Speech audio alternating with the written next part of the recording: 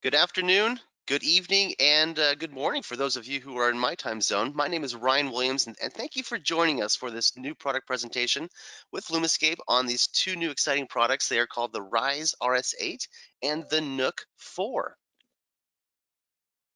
My name is Ryan Williams again. I am the Director of Marketing here for Lumascape. I'm also joined by Chad Waters, our Technical Sales Support Manager. Chad, do you want to introduce yourself? Good morning, Ryan, and good morning, everybody. Also in our time zone. Again, my name's Chad Waters, a technical sales support manager for Lumascape, and just want to say thank you for joining us today. Yeah, thanks, Chad. We are happy to have all of you here.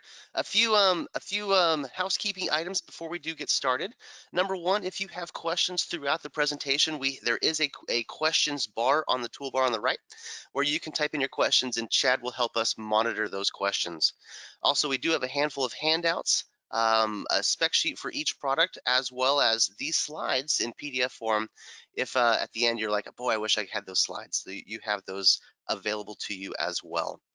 We will be starting or stopping halfway to answer some of the questions on the first product, and Chad will help us do that, and then we'll do that at the end as well. So, with that brief introduction, we're going to get moving because we want to get through all this quickly for you and take advantage of your precious time with us here today. So we have two products that we're really talking about today. It's that Rise RS8 and the Nook NK4. Because we are talking about the NK4, it does make sense in some cases to talk about the smaller version, that NK2. That was just released a few months ago. So you will get a little bit of a recap or refresh on that topic as we talk about the Nook.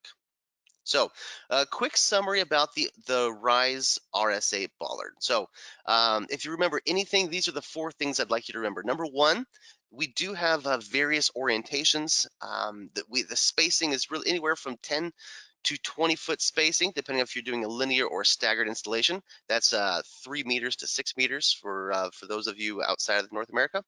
Wattage options range between 8 watts and 50 watts for your high-powered needs, and in addition to that, we do have quite a few tamper-resistant features built into this bollard. So that's definitely a very exciting part to add to you today. So that's our quick summary and primary four things to remember. So let's start in with the bollard. So my favorite part about this bollard is you're not going to find any visible hardware on this fixture. It is a clean design, not only from the amount of hardware that's found on it, which is minimal, but also just the scoop itself. I call it a baffle-free scoop. We didn't put any lines in there to give any what I would call unnatural lines on the ground. And we're very sensitive to that. You will have a couple of architectural stripes running down the side just to kind of give the bollard a little bit of a flair. We already mentioned that you're not going to find visible hardware, especially down at the bottom where corrosion typically starts for mechanical failures on bollards. We also have a galvanic isolator built into the bottom, again, just to keep the powder coat finishes and the fixture away from any premature corrosion. That's our primary concern there. We do have optics packages built into the Rise, and we're going to talk about that. And then also, it's just a very clean and flush mounted fixture. You're not going to see a separate base at the bottom that extrudes outside of the fixture itself. It's clean, it's hidden, and really what you see here in this image is what you get from a finished and final product. To give you a little bit of the scale and scope, this is a 42-inch tall bollard, about just over 1,000 millimeters in height. When from a scale standpoint, we're talking less than 10 inches, almost square, with about less than 255 millimeter or 250 millimeters for your width and height in a sense. From an orientation standpoint, we have three options. So we're going to call this, the first one on the left is a ground. This is a two-sided bollard. If you need just the single side, in that case, we have the ground plane option, or GP. And lastly, if you're really trying to hold spec and reduce the number of fixtures in a high traffic area, the ground vertical, or GV option, is a fantastic option as well. Like I said, especially if you're trying to hold spec, that's a great way to keep it. So 3 orientations: ground, ground plane, and ground vertical. Now, in either side, whether you're using a single side or double side, we do have three different performance options. We're going to call these a short throw, a medium throw, and a long throw. Now, you can see from the image here that there's not a lot of difference between the two. We're really talking about basically 1 foot increments, or a third of a meter, to hit those distances, whether it's short, medium, and long. But when you take a look at the actual photometry here, the numbers tell you something different. So in each of these cases, with a short, medium, or long throw, you're hitting your minimum of a 0.1 foot candles or a single lux. Now, the average will increase from 3.8 foot candles to 5 foot candles to 6.4 foot candles, whether we're adjusting your short, medium, or long. That's 4154 of 69 lux. And even from a max foot candle standpoint, we're talking 21, 28, and even up to 33. So you can see that even from a 1 foot or a third of a meter distance, it does make a difference on which optics you're doing. And what I like about this is this really helps bring hit the spec that you're looking for. So you have a lot of fine tuning capabilities when doing that. Now, in each of these cases, this is assuming the highest wattage option, which is a 25 watt, again per side, with a frosted lens in that single direction. Ryan, just to jump in real quick, something that we get asked a lot is, are these optics changeable? Can you interchange these? And the question to that is the optic is actually, all three optics are built into the product, so technically it is field changeable. While we want to try to keep people out of the inside of the product just to help maintain that factory integrity, it is possible to open it up and change between these three options. You don't necessarily need any parts and pieces to go back and forth. Perfect. Great thoughts, Chad. Thank you. So let's run through a couple scenarios on the RS8. Here's the first scenario. This is an 8 foot path or 2.5 meter path. In this case, it is a staggered installation with 20 foot spacing or 6 meter in on for each side. That means we're talking 10 foot spacing or 3 meter spacing between the staggered look.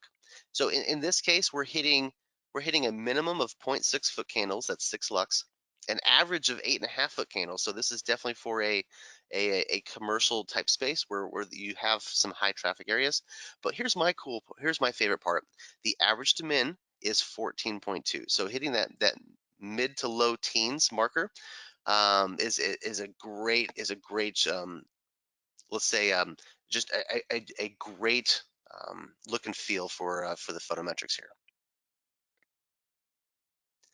Second option here, just a standard linear installation. We do have again 10 foot spacing, 3 meters. Average foot candles is just shy of 15 or 160 lux. Minimum is 2.4, 26 lux. And again, here we go. Average to min ratio is 6.2. Max to min, this is even better, 16.2. Again, these are, in both cases, this is assuming an 8 foot path. In this one, it's a 2 foot setback there. And single direction with the optics package using the long. So just to give you an idea on the stability and the robustness of this fixture, because this is an important part of the RS8. This is designed to be around people, and it really starts with the mounting kit itself. So we give you these long anchor bolts that are about 10 inches in length to install the mounting kit itself. We also include a galvanic isolator, again, just to get this off the ground. Just an eighth of an inch difference just makes a big difference in terms of premature corrosion more than anything else. What I like about this is when we install this thing, you can see the 4 little gaps right here. If you can see where my mouse is, you got 1, 2, 3, and 4.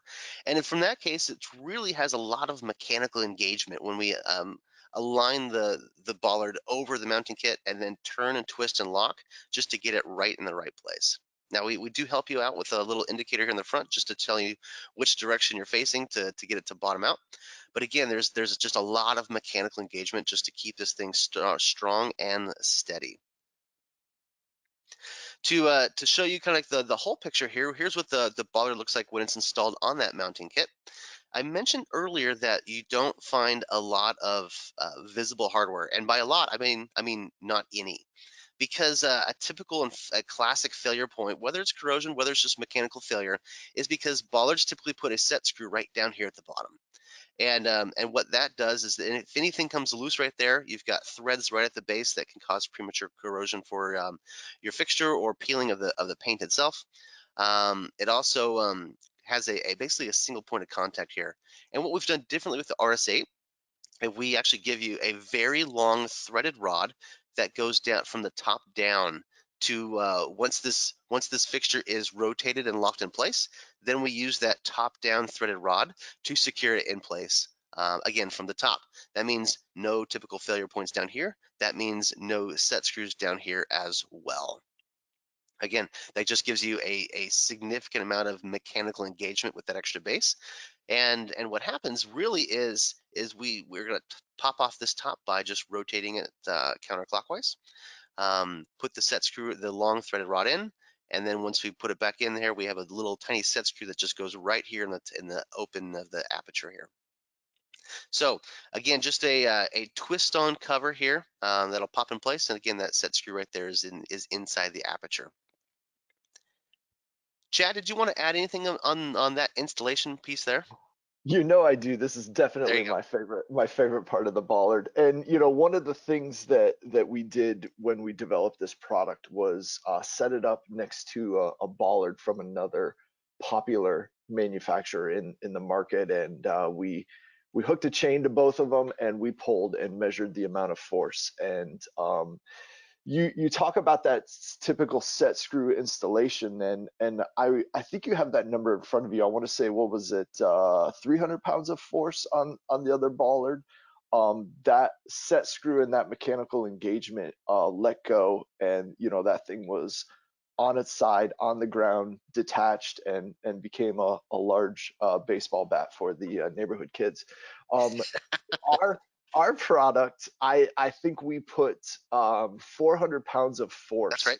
Yep. on that bollard before it started to move. And Ryan, will you go back 2 slides, please? I just want to show that mounting kit You again. bet. And you can see Ryan talked about those 4 attachment points, and this bollard gets set on this base, and it gets twisted in place, and you can see sort of that inclined plane, that when you twist this bollard in place, you are engaging the bollard with this base. So at that 400 pounds of force, what we had was we had a piece of this casting start to come loose. And what that meant was one of these engagement points failed, and now the bollard started to wiggle.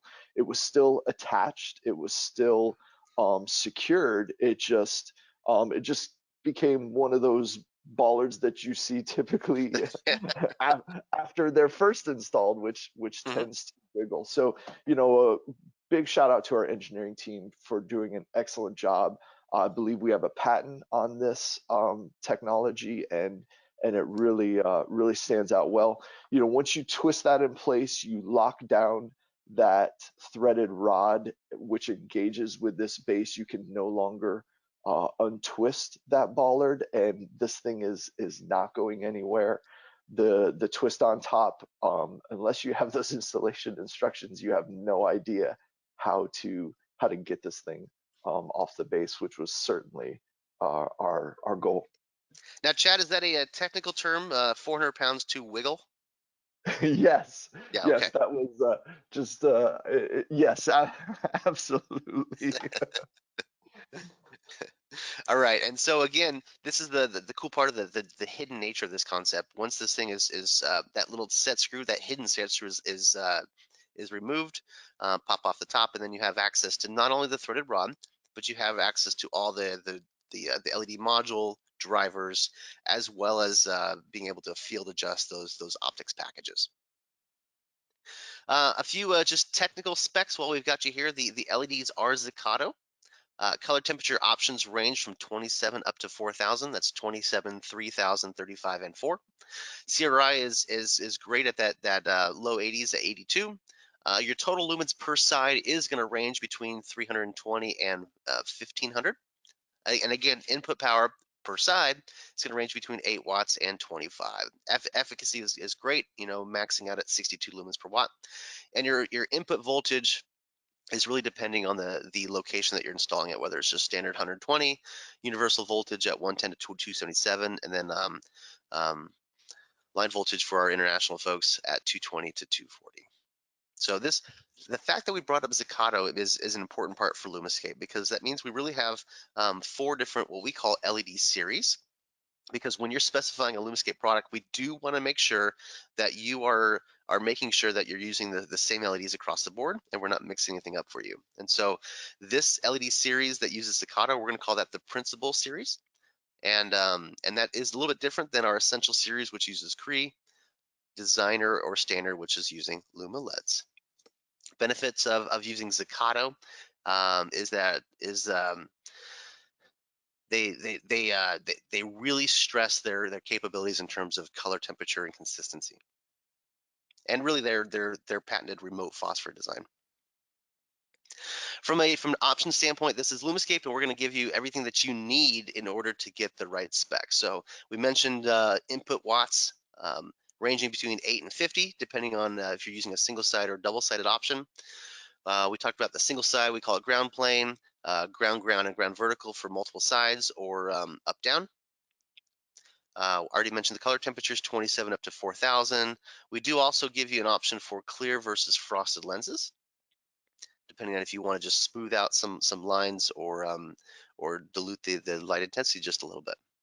Forward throw, this is a big feature we talked about, short, medium, and long. Input powers, from a control standpoint, we do use the phase dimming and 0-10 dimming.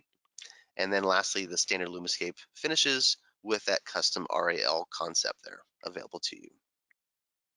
From a compliance standpoint, this is always important because we need to know where we can sell it and who it's designed for. This is a global fixture designed for UL, that's North American, CE, as well as RCM for our Australia folks. For those in the United States or North America, suitable for wet locations is a big part that you're going to care about right there. IP65 as well.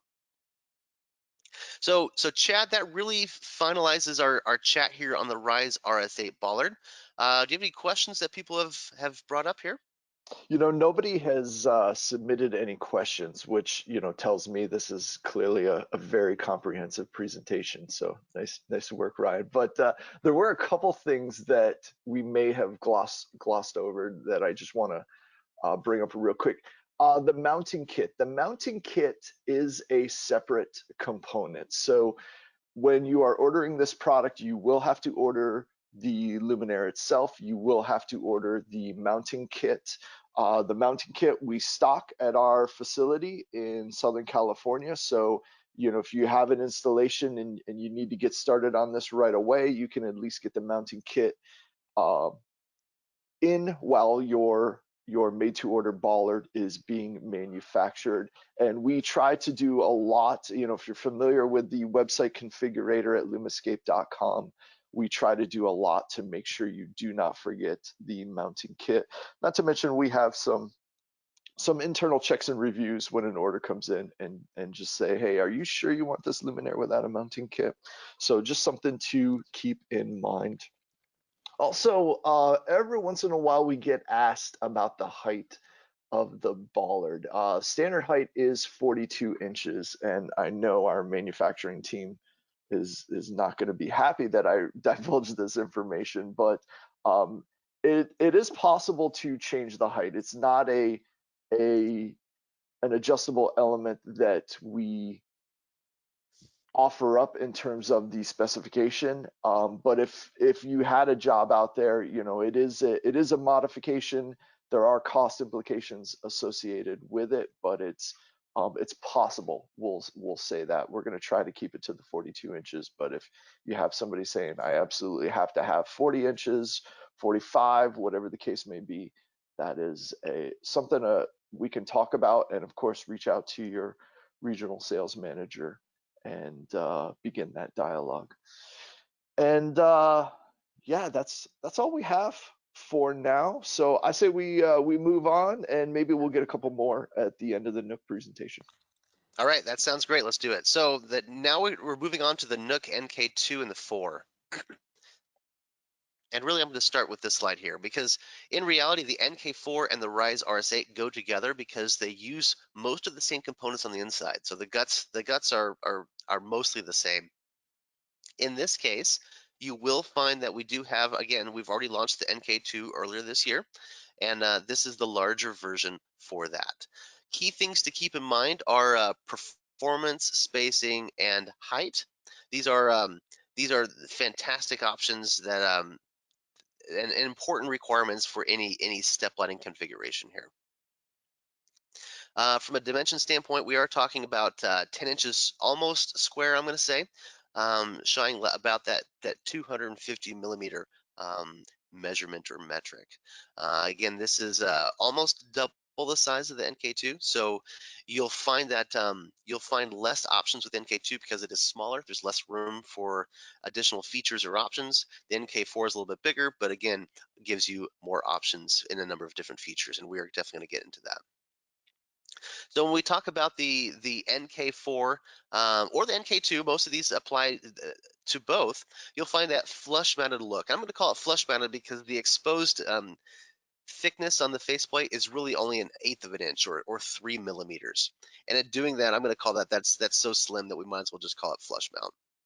You'll find that the fasteners are hidden up inside the aperture. So the only time you're ever going to see fasteners if you put your head down and look straight into the light, and then you can see the fasteners. But in most cases and in most installations, you're not going to see those fasteners. And obviously, they are hex, so they have to offer that tamper resistant configuration as well.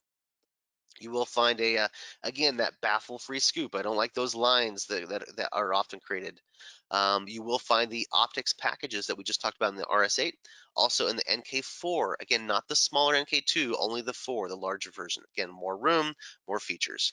And lastly, we do have the pre-installed back boxes. They are made out of composite and ABS technically.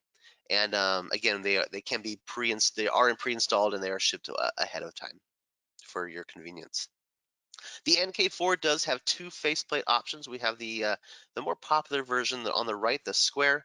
We do have what we call an eased square, which has slightly rounded edges to add a different amount of flair as well as to work with additional architectures. On the NK4 as well, we do give you some adjustment. I'm gonna use Chad's term wiggle room here. And in that case, if the contractor needs a little bit of help from a leveling standpoint, you do have that capability to move left or right or rotate, just to make sure you get it completely level and flush. Oh, I should just say that by doing this also allows you to keep the seal intact. You're not adjusting or opening the fixture necessarily at all when adjusting when installing it or when adjusting the angle itself. Well, let's go through a couple scenarios here. In this case, I'm gonna move this down a little bit just so I can see. In this case, this is the Nook, the NK2. NK2 has about 8 foot spacing, or about 2.5 meters. Average foot candle is about 5 foot candles, minimum of 0.4. That's 54 and 4 lux respectively, giving you an average to min ratio of 12. In all these cases, whether it's the Nook or the Rise, you're always going to see these fantastic ratios of average to min or max to min. That's a big a key concept that we're working with the engineering team just to make sure that those metrics are hit for you.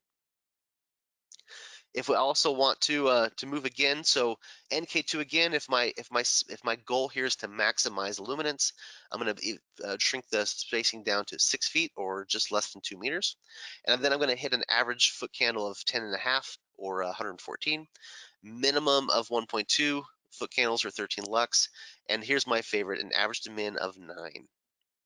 Again, that's the NK2 when I'm trying to maximize luminance.